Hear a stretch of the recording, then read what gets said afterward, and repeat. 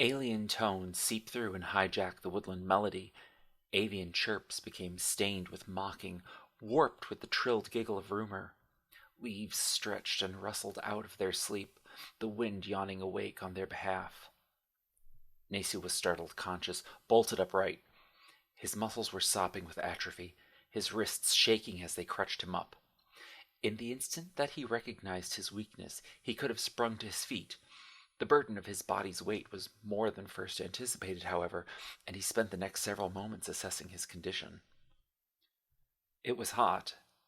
The baked air caught in his throat as he struggled to yawn for a deep, fresh breath. His chest and shoulders were bare.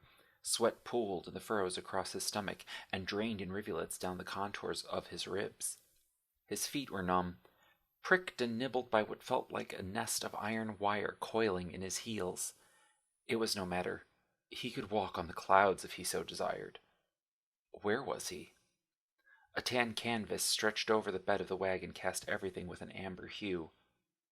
The cart! He remembered their fervent escape from the encroaching tide of fairies, but he did not remember the suffocating heat. Cassandra! Where was Cassandra? He swam against the numbness sloshing in his muscles, whipped off the blanket, and tore out between the panes of the canvas wall at the rear of the cart. His bare feet padded against the scorching, hissing sand. An uninhibited sun beat on his shoulders. His sweat-doused body shivered chill as it was suddenly exposed to open air. He could feel none of it through his fervor, which grew more frightened as he took in his surroundings. Over him was stretched a dome of the richest azure. Beneath him was an endless plain of bleached sand, as solid and smooth as a piece of paper, and the line of the horizon between them was so flat, so stark, and so utterly inescapable. He recoiled from his instinctual conclusion. This was the Demonian desert. This was damnation. That eventual eventlessness, uselessness, futility incarnate, death. Every memory justified the nightmare. The Fae had swarmed the cart. There was nothing he could do. The Fae had enslaved his ward. There was nothing he could do. The pixie had devoured the fruit of their effort. There was nothing he could do. The toll had been paid. Princess Cassandra was a hollow shell. Opportunity had been extracted from potential. Existence had been rent. Even grander than a rendering, there had been an obliteration, and Nasu stood on the blank canvas of creation with only one memory of the universe past, the cart in which the world had ended. The sound of laughter clawed him out of the nightmare. He turned to look back at the cart. Tucked in the shadows sat dusty soldiers, a blue-skinned monster, and his princess. Smiles stretched across their faces. Happiness beckoned them out from their shady blanket to risk the full burden of the sun's unabashed ferocity, to reach out and wrap in their arms the finally conscious vizier. Nasu! Cassandra cried, dropping onto him and binding him tightly in her arms. She held him off, admiring his capacity to stand. He was not as impressed, his body held aloft almost more by force of will than by strength of leg. A man would not have been able to hold himself up so. He could feel the marionette string of his will pulling him against gravity. He had not had to concentrate this hard on magic in many years, but would pay anything to keep some bearing. Cassandra tore off the thin black robe and offered Nasu back his undergarment. We needed them, she referred to his clothes. The unicorns had no proper trappers for the desert. Nasu peeked around the corner of the cart, admiring how the crescent crest embroidered on his black cape swayed nicely from the backs of the unicorns. Growing conscious of his chill relative to the swelter of the cart, he turned back her offer. He opened his mouth to speak, but found his voice still slumbered deep in his throat. He choked on several coughs before his voice was hoarse enough to mumble, "Where are we?" Cassandra ducked her eyes and retreated reluctantly to reply. Terracon stepped in her place. The Vorsan.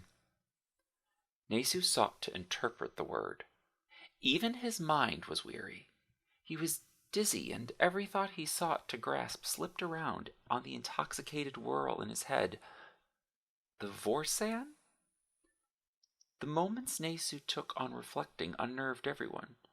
His was not a mind that needed to ponder, but one that had an eerie, almost precognizant comprehension of concepts so obscure and ancient that their sources were often revealed only in poems and sagas, recited by tongues long since mummified in skeleton mouths. Yet here was Nesu at some stage in the process of defining the word, using efforts not mustered by even some of the clergy's most studious scribes. The Vorsan? It began to dawn on him. How did we come to the Vorsan? It was here that his brow sank, pinched and furrowed. Nesu turned, with precision, every fragment of his venomous attention on Cassandra, certain it was her chaos and calamity alone that could secure fate on par with damnation. Nesu's dark humor leaked from his quickly coalescing wit. The blank canvas of the demon's desert's unfurnished universe could be a blessing if it afforded him freedom from this taxing and burdensome child. How have we come to be in the desert? Where are we? Where is Caldara? Where is the Obsidian Ocean? Where is Osmara, and water, and food, and sanity? Not one was a question, just a barrage of unmet rhetorical demands for which his sardonic hubris would have to account. He was spent. The marionette strings of his will that held him up frayed and splayed open, snapping apart and leaving his knees to carry the burden of his weight. Stung by the pricks of atrophy, they broke beneath him, and he fell to his hands, burying them in the hot, white sand. He was too hoarse to have shouted so, and now his voice was taxed beyond use. He heaved and hacked to try and ignite his whimper, but managed only the despondent tears he had until now held back. Already effectively prostrate, he let himself fall into prayer's pose. This was the power of the Tawesh. This was black magic at work. Nesu was already on his knees, as any servant should be. Break and bow before your master while you can. That is what duty demands. If black magic would have him kneel, he would be no heretic. The Hierophant prostrated himself, content with submission. It was all that was left.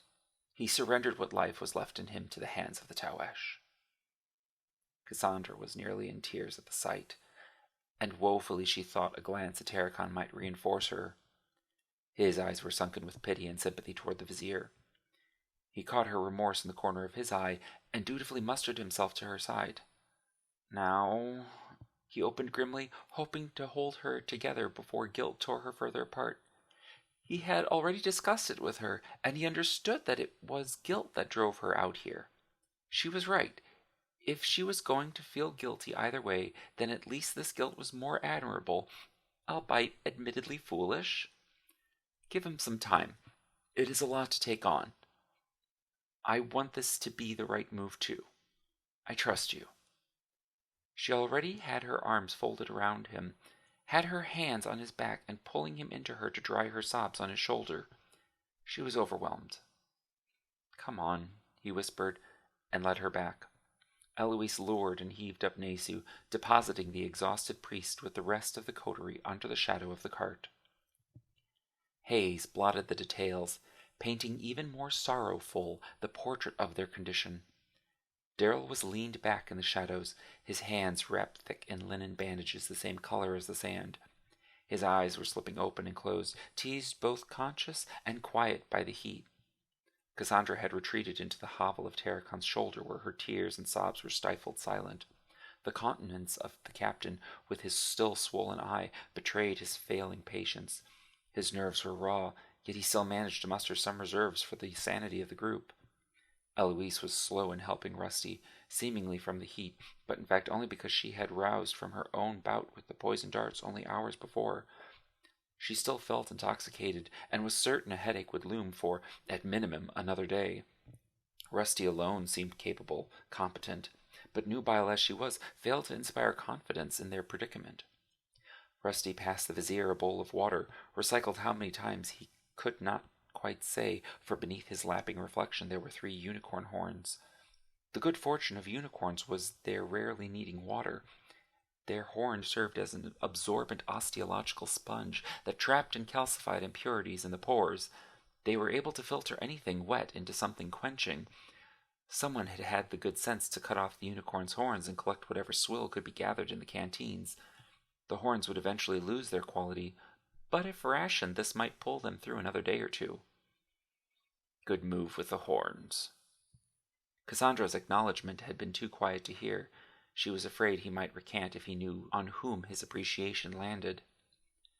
Nasu drank heartily to wash away his weakness and drown the dry scratch in his voice. The water was warm, stale and metallic sour. Nasu did not want to think what had been recycled. Something was better than nothing, but surely we have something to make tea out of this with? No one answered, not even his scowling reflection on the water's surface. When studied, the shadow of the cart seemed to move not in a smooth transition away from the orbit of the sun, but more in steps, tripping forward only when the increment traveled was large enough to compare with the memory of where the shadow had been. Nasu grew bored of this silent cowering from the sun. Clearly you managed to escape the fairy horde. There was no comment. How long have I been unconscious? 2 days, Rusty supplied. And Caldara? It had been Cassandra's suggestion, so she supplied. We were diverted. We ended up on the low road that led us here. Not here! Nicken's shouts were muffled. Not here! It had left us north of here, in the wasteland, where at least there was mud. North of here, where we could have at least tried to find a road back to Caldara. His tirade was growing more furious with each line. The waste once had farms. There were still roads that could be found. Nasu started looking around, trying to find where Nicken had tucked himself. Stole the reins, she did! Nasu spotted him, a heap of dark fabric, bundled and tucked to completely envelop the dwarf, save for 2 fingers which pried up an edge to scowl at the princess with a sinister, vindictive, beady black eye. Nasu, I have good reason, Cassandra tried. Knew I get sunsick, Nicken fussed. It was something the oracle said. Maybe that would lend her credence. Who could argue? We were all asleep. Oh, she started to ramble from frustration. I know you think I'm silly, and that makes it so much harder to convince you because I already know you will not believe me. I am nocturnal. Finally got to sleep the whole day, only to wake up last night with her hands on the reins and not a single damned stunted tree in sight. Just sand. Miles of damned sand. Shut up, Nicken, Terracon bellowed. Lousy, loafing slave boy kept me from killing her all last night. You are cranky. Go to sleep. Terracon was beginning to unravel. I will kick your damned... In less than a breath, Terracon's hand clenched a fistful of the dwarf's robe. Say one more word, and I swear I will rip this baby blanket right off your sun-scared hide. The captain was spent. Nicken's blustering retracted back into silence under cover. Cassandra's appeal turned grievous. Nasu, if you only had seen what I had seen. She pleaded in as humorless a tone as she could. I heard him. Draco. Draco is alive. Nasu had measured her capacity to grasp this fact weeks ago, and calculated this outcome. He had a response, but the poor discipline of those around him had failed to live up to expectation. Daryl, do you remember me saying this? Eloise? Nasu was too comfortable with passive aggression. In fact, it may or may not have been only a few miles from here where I believe I said it. Nasu smiled a sarcastic curmudgeon smirk. Cassandra turned deaf. A skill, well-trained, commanded to happen, almost hypnotically, as a response to the anticipation of Nasu's approaching condemnation. Terracon, do you remember? Shut up, Nasu, Nicken barked, full from Nasu's bitter servings. The blanket curled up. Nicken gawked. Hem to hem, the charcoal robe began to fold in midair. Nicken, eyes wide with horror, scurried and scampered after the cloak, jumping to snatch a sleeve or cap, whatever had not yet cinched itself up. Nasu smiled, amused by Nicken's desperate dance to reclaim his evasive clothing. Frustration erupted from the dwarf's throat in a howl. The unhindered sunlight was already pricking at his sweat-soaked skin. Nasu relinquished the garment with a thunderous, mocking giggle. Nicken snatched the cloak and, in almost the same instant, curled himself within. The distance he had chased the cloak now served to mute his swearing, sparing Nasu's rant any further distraction. Karen did not believe me either, and you all saw the madness she drove herself to. It is not my leisure to say these things. I would like to mourn as well, but I have better things to do with my time, and you damn the folly of any effort I make. You serve yourself to murder by pride and suicide. Nesu was standing, practically floating on his raging swells of anger and disappointment. Do you get it yet, Captain? Do you understand now why I said she cannot know? Cassandra slumped suddenly as her crutch failed her. Terracon had stolen to his feet in a blind rage. With one hand at the priest's wrists and the other at his neck, Terracon heaved Nesu off his feet. A turned ankle and a twist across the shoulder hurled the priest to an open patch of sand. Nesu was pitched and crashed against the ground with enough force to break the breath in the priest's lungs, stunning him silent. The sleeve Eloise had earlier torn from Terracon's shirt revealed the brute strength in every muscle that roped around his arms. Terracon turned that strength on Nesu as he pounced to pin the vizier. The captain ready to punch that would plant itself square in Nesu's face the second it came into range. Nesu's wits were quick, and they paired well with his own well-trained body. Terracon's punch whisked through Nesu's face, now just a billowy fog. The smoke streamed up around the contours of the captain, then coalescing into the Hierophant on the other side. Nesu dropped onto Terracon, focusing every tonnage he could into the elbow he spiked into Terracon's spine. The captain dropped hard. Kill, Ritzian said. Why it was his father's voice Terracon could not say. Nesu landed, one foot distributed on either side of the downed captain's body. His successive punches were already striking. Terracon's reflexes were fast. He knocked out a foot from under Nesu and diverted the priest's next punch. A tossle of limbs ended when Terracon, with the serrated blade of the knife he had inherited from his mother at the priest's throat, shouted, You are right! Nesu, once humored at the affront, gasped at the admission. You are right. Terracon surrendered the argument. We would not be here if I had only stood by the command. I must be the worst officer ever to have served in the army of Her Majesty. Terracon's sarcastic humor, pale in comparison to Nesu's mastery of the tone, suddenly changed to one of basic pleading. But for one moment will you listen? Nesu's brow furrowed. Terracon understood that Nesu would not ask nor bargain to have the knife removed from his throat, so Terracon relented by his own will. He pulled himself off of the vizier and offered his hand up to help the vizier to stand.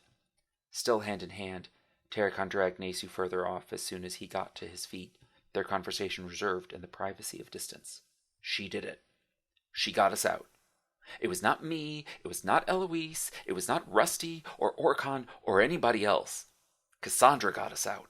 I watched the whole thing.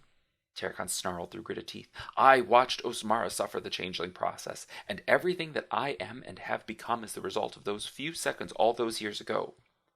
2 days ago, I watched Cassandra survive that process for the second time unscathed, and this time without a single flick of my finger spent in helping her, without even the chance of everything that I am and have become even being of any use whatsoever.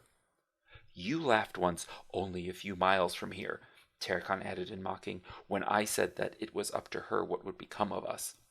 Well, you better put that smile back on, because we were damned back there if it was not for her. She would be dead. I would be dead. You would be dead if it was not for her. So choose to keep us alive. Did I ever think she owed me something for what I have done? I certainly do not now. In fact, I owe her, and if she is going to bury me in the Vorsan, then I could not have asked for a better grave, because the one I would have put myself in was dug for me by the Fae and the folly of the House of Hexen. The thrall of Nesu's persona was quiet, still, patient, attentive. Terracon felt like a captain, a sense he had missed for some time. Yes, she drove us into the desert. She was also the one who had the good sense to salvage those horns, and the mud, and all that swill. Is she happy right now? No, look at her! Nesu obeyed. Nobody minded the contradiction. Cassandra sat, spine sloped, dressed with pathetic weariness. She was cast lonely and alone against the backdrop of her party. She was wallowing in misery. It eased Nesu's furor. Even you could not make her suffer any more than she already does. Terracon waited to let Nesu soak in the realization. What Nicken said is true.